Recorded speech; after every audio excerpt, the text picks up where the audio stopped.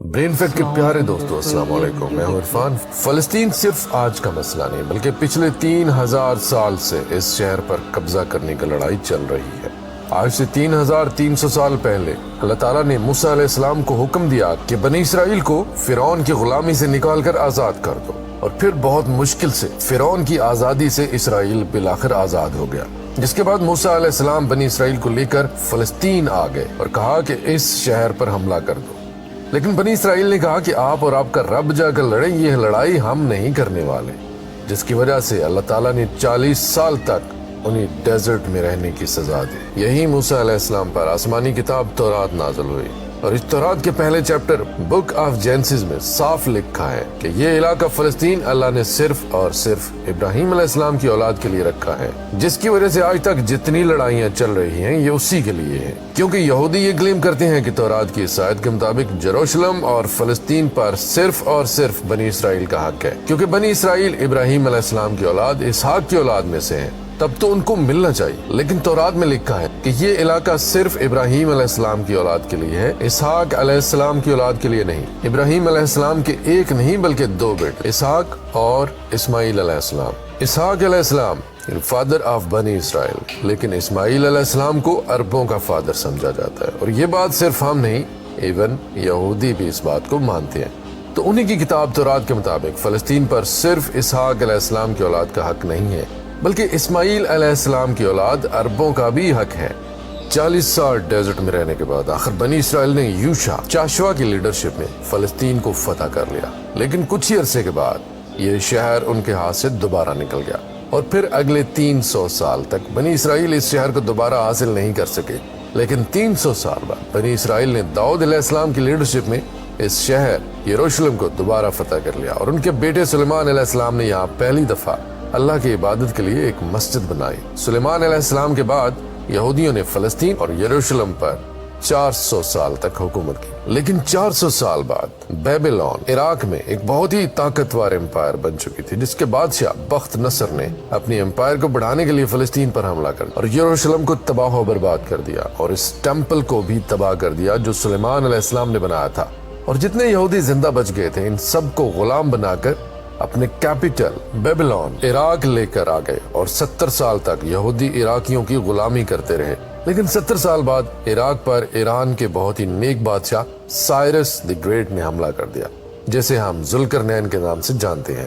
Cyrus great نے عراق کی اس حکومت کو فتح کر لیا، اور یہاں جتنے بھی یہودی تھے ان ساروں کو واپس فلسطین بھیجا، اور انہیں فنڈز بھی دیے کہ واپس جا کر سلیمان علیہ السلام کے ٹیمپل کو دوبارہ بنا لو، جو اس سے پہلے تباہ کر دیا گیا تھا۔ جس کے بعد یہودیوں نے پھر فلسطین پر 400 سال تک حکومت کی، لیکن پھر ان پر ایک ایسی حکومت نے حملہ کر دیا جس نے سارے یہودیوں کو یہاں سے 600 سال تک باہر نکال دیا، اور بنی اسرائیل پر اتنا ظلم کیا جو اس سے پہلے کبھی کسی نے نہیں کیا تھا۔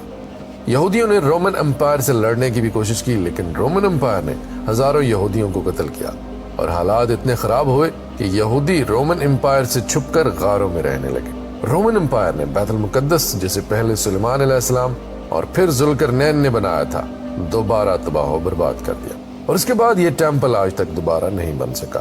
رومن امپائر نے فلسطین اور یروشلم پر 600 سال تک حکومت کی، لیکن 600 سال بعد رومن امپائر نے ایک ایسی غلطی کی جو اسے کبھی نہیں کرنی چاہیے تھی۔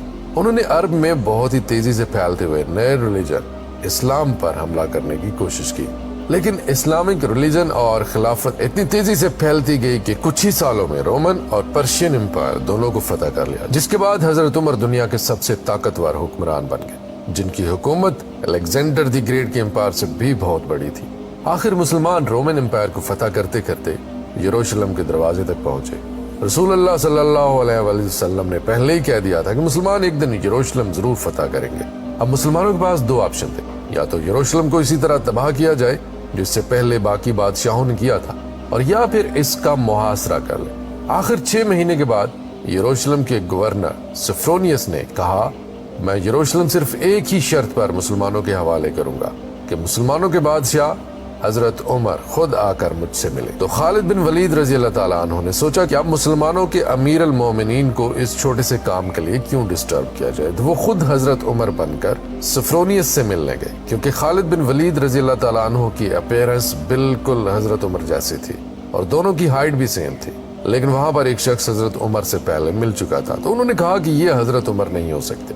तो मजबूरन खालिद बिन वलीद रजी अल्लाह ताला अन्हु को हजरत उमर को यरूशलेम बुलाना पड़ा। सफ्रोनियस लग्जरी गोल्ड और सिल्वर पहनकर, बादशाही लिबास पहनकर बिल्कुल तैयार होके बैठा था, क्योंकि इतने बड़े बादशाह उनसे मिलने आ रहे हैं। लेकिन सफ्रोनियस और पूरा यरूशलेम ये देखकर हैरान हो गया कि बादशाह का गुलाम ऊंट पर बैठा हुआ है और बादशाह बिल्कुल आम कपड़ों में पैदल चलकर आ रहा है।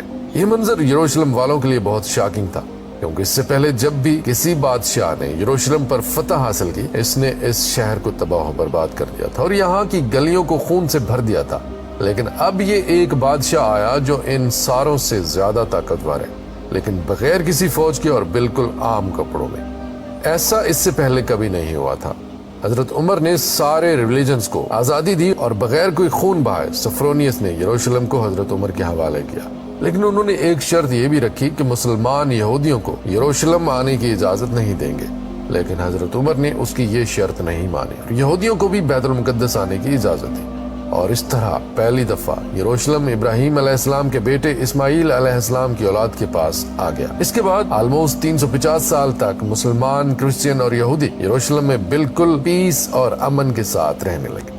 लेकिन फिर 350 साल बाद क्रिश्चियंस ने पूरे यूरोप से फौज जमा करके यरूशलेम पर दोबारा हमला कर दिया। इस वक्त मुसलमानों की आपस में बहुत लड़ाइयां चल रही थी, जिसका फायदा उठाकर क्रूसेडर्स ने आसानी से यरूशलेम को फतह कर लिया और यरूशलेम फतह करने के बाद मुसलमानों और यहूदियों पर बहुत जुल्म किया और हजारों मुसलमानों और यहूदियों को शहीद कर दिया और सैनिकों को भी तबाह कर दिया। और हिस्ट्री में लिखा है कि क्रूसेडर्स ने यरूशलेम की गलियों को मुसलमानों के खून से भर दिया था और इवन मस्जिद अक्सा को भी मस्जिद से एक महल यानी पैलेस में तब्दील कर दिया था। यहूदियों के औरतों और बच्चों ने अपनी जान बचाकर अपने आप को सैनिक ऑक्स में बंद कर लिया, लेकिन क्रूसेडर्स ने इन सारे बिल्डिंग्स को आग लगा दी और उनके बच्चों और औरतों को जिंदा जला दिया। और ये सब सिर्फ हम नहीं कहते, बल्कि ये ऑथेंटिक हिस्ट्री का हिस्सा है जिसे यूरोपियंस भी मानते हैं। इसके बाद इन क्रूसेडर्स ने यरूशलेम पर तकरीबन 90 साल तक हुकूमत की। लेकिन फिर 90 साल के बाद मुसलमानों के बहुत बड़े बादशाह सुल्तान सलाहुद्दीन अय्यूबी ने पूरी मुस्लिम दुनिया से फौज जमा करके यरूशलेम को दोबारा क्रिश्चियंस से छीन कर फतेह कर लिया। और इस वक्त सारे क्रिश्चियंस का ये ख्याल था कि अब सलाहुद्दीन हमसे उसी तरह बदला लेगा जिस तरह हमने लाखों मुसलमानों को शहीद किया था। लेकिन सलाहुद्दीन अय्यूबी ने बिल्कुल हजरत उमर की तरह सारे क्रिश्चियंस को माफ कर दिया। इवन क्रिश्चियंस भी इस बात पर हैरान हुए और सलाहुद्दीन अय्यूबी से पूछा कि जब हमने फतह किया था तो हमने हर मुसलमान को कत्ल किया था। लेकिन सलाहुद्दीन अय्यूबी ने कहा, I am not those men. I am Salahuddin. Salahuddin Ayyubi ने इन सारे रिलीजन्स को दोबारा आजादी दी और मस्जिद अक्सा जिसे पैलेस बना दिया गया था और इसे दोबारा मस्जिद बनाया और इधर पहली नमाज अदा की। यरूशलेम को जब भी किसी बादशाह ने फतह किया हमेशा इधर बहुत खून बहाया, सिवाय मुसलमानों के जिन्होंने हमेशा बिल्कुल पीस और अमन के साथ इस शहर को फतह किया। सलाहुद्दीन अय्यूबी के बाद एक बार फिर सारे इब्राहिमिक रिलीजन्स यरूशलेम पे बिल्कुल पीस और अमन के साथ 800 साल तक रहे। लेकिन 800 साल बाद और आज से 100 साल पहले जब यरूशलेम पर खिलाफत उस्मानिया की हुकूमत थी, तो वर्ल्ड वार 1 के बाद अरबों ने ब्रिटिश के साथ मिलकर खिलाफत उस्मानिया को हमेशा के लिए खत्म कर दिया कि हम अरबों पर ये तुर्किश लोग आकर क्यों हुकूमत कर रहे हैं। तो इस नेशनलिज्म की वजह से फलस्तीन भी मुसलमानों के हाथ से निकल गया। लेकिन थोड़े ही अरसे बाद पहले ब्रिटिश और यहूदियों की आपस में डील हो चुकी थी कि अगर ब्रिटिश को ये इलाके मिले तो वो उधर एक यहूदी स्टेट बनाएंगे। और ये मुआहिदा हुआ क्यों था? क्योंकि उससे पहले यहूदी यूरोप के हर field, business, science, medical, banking, हर चीज में बहुत स्ट्रांग हो चुके थे, जिसकी वजह से यहूदी यूरोप के सबसे ताकतवर और रिच कम्युनिटी बन गए। तो उनकी सपोर्ट हासिल करना ब्रिटिश के लिए सबसे जरूरी था। और पिछले 1800 साल से यहूदियों के पास अपना कोई भी मुल्क नहीं था। तो उसमें से कुछ यहूदियों ने ज़ियोनिज्म की सोच शुरू की कि हमारे यहूदियों का भी अपना एक मुल्क होना चाहिए, और इसके लिए उन्होंने इसी फलस्तीनी इलाके को चुना। और ये मुल्क हासिल करने के लिए उन्होंने हर तरह से कोशिश की। यहूदियों ने यहाँ तक कि उस्मानी खलीफा सुल्तान अब्दुल हमीद से भी डील करने की कोशिश की, लेकिन उन्होंने साफ इनकार कर दिया, जिसकी वजह से यहूदियों को समझ आ गई कि अगर अपना मुल्क बनाना है तो उस्मानिया सल्तनत को खत्म करना जरूरी है। और जैसे ही वर्ल्ड वार 1 के बाद खिलाफत उस्मानिया खत्म हुई और फलस्तीन खिलाफत उस्मानिया से निकलकर ब्रिटिश की तरफ चला गया, तो यहूदी पूरी दुनिया से इसी सीक्रेट प्लान के तहत फलस्तीन शिफ्ट होना शुरू हो गए। اور فلسطین کے مسلمانوں سے زمینیں ڈبل ٹرپل پرائز پہ خریدنے لگے کیونکہ پیسہ تو ان کے پاس بہت تھا۔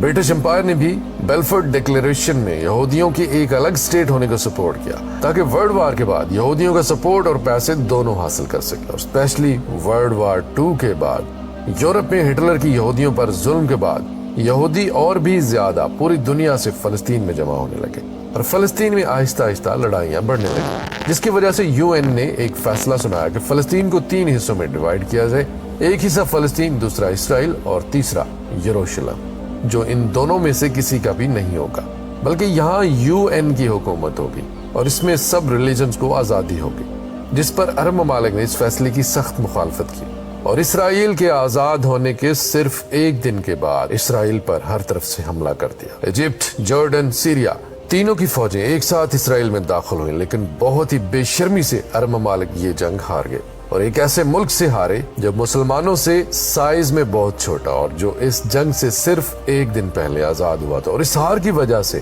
جو پلان UN نے اس جنگ سے پہلے بنایا تھا اس کا صرف 40% علاقہ فلسطینیوں کو ملا اور 60% علاقہ اسرائیل نے فتح کر لیا، اور ایون یروشلم کے آدھے شہر کو بھی فتح کر لیا۔ اسرائیل اکیلے ہی جنگ نہیں لڑ رہا تھا بلکہ اس کے ساتھ پوری دنیا کی سپورٹ تھی، ایون رشیا اور US دونوں کا سپورٹ اسرائیل کے ساتھ تھا۔ اسرائیل نے یہ علاقے فتح کر کے ٹائم بالکل بھی ضائع نہیں کیا اور 7 لاکھ عربوں کو فلسطین سے باہر نکال دیا، جس کی وجہ سے فلسطین میں آہستہ آہستہ یہودی زیادہ اور عربی کم ہونے لگے۔ اس جیت کے بعد اسرائیل بہت سٹرونگ بن گیا اور پوری دنیا سے اور بھی زیادہ یہودی اسرائیل میں جمع ہونے لگے۔ اس کے بعد یہودیوں نے اپنے آپ کو عرب کے بالکل سینٹر میں ایک بہت ہی مضبوط حکومت بنا لی تھی، لیکن پھر بھی یہ 2 علاقے ویسٹ بینک اور غزہ اسرائیل کے کنٹرول میں نہیں تھے۔ لیکن آج سے آلموسٹ 60 سال پہلے یعنی 1967 میں کچھ مس انڈرسٹینڈنگز ہونے کی وجہ سے یہاں جنگ ایک بار پھر شروع ہو گئی اور ایک بار پھر ایجپٹ، جارڈن، سیریا ورسز یہ چھوٹا سا اسرائیل، لیکن صرف 6 دنوں میں اسرائیل نے ان تینوں ملکوں کو ہرا دیا اور صرف 6 دنوں میں اسرائیل نے اپنا سائز 3 گنا بڑھا لیا۔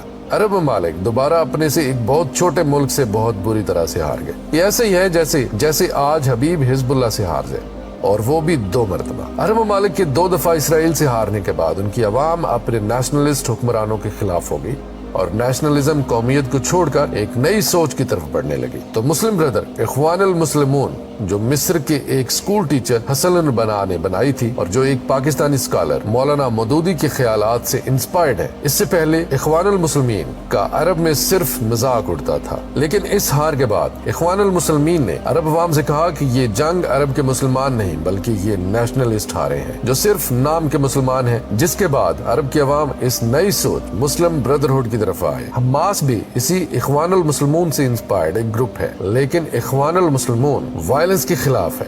اس جیت کے بعد اسرائیل نے ویسٹ بینک، غزہ اور یروشلم سب پر قبضہ کر لیا اور آج تک یہ سارے علاقے اسرائیل سے دوبارہ کوئی بھی نہیں چھین سکا۔